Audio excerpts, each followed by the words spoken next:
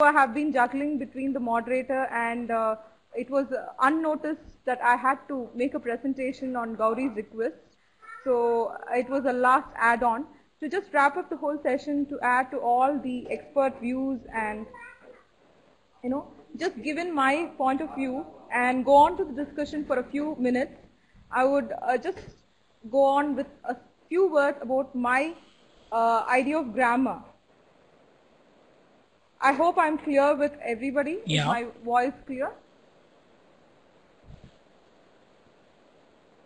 Okay, thank you, Dharmendra. Yes. My idea of grammar is when we look at what students write, grammar or grammar, that's, I'm sorry, that's my son who's just joined in. I'm sorry that noise. But anyways, I'll go on. Grammar or grammar, that's how we look at it, right from what Dr. Saras ma'am had told us, like pedagogically we'll have to work on teaching grammar in different ways, make it fun learning, make it interactive. Ultimately, as teachers, we need to, catch up with the syllabus, as others have pointed out. So it becomes a big task for the teacher. So looking at that point of view, it really becomes a task for the learner, to learn grammar right from beginning, right from, say, class first standard or class 1 to the high school and the higher secondary school, and probably even at the college level.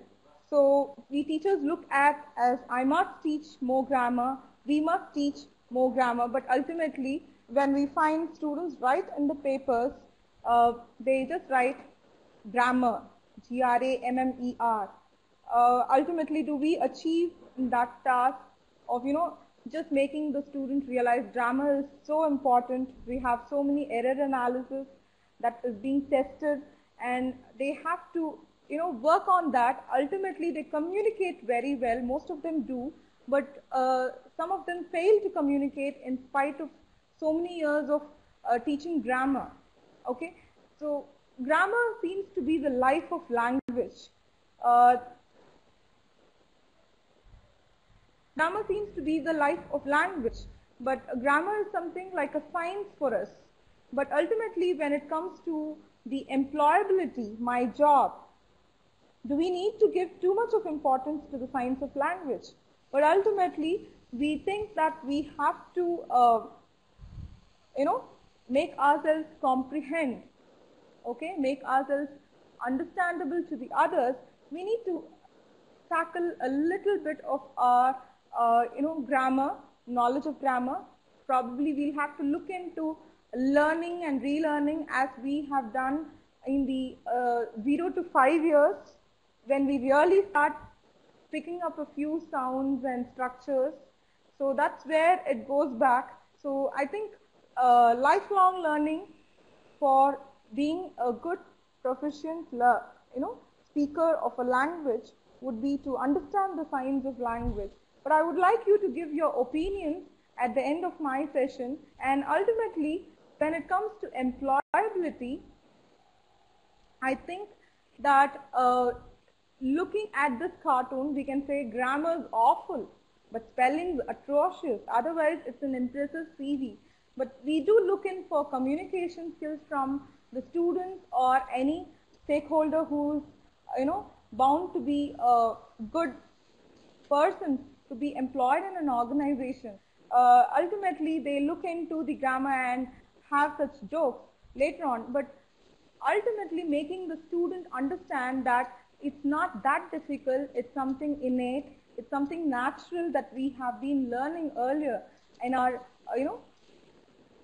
earlier stages of learning. I think that should be there consciously in the mind of the learner who wants to learn and be an expert speaker or a proficient user of that language.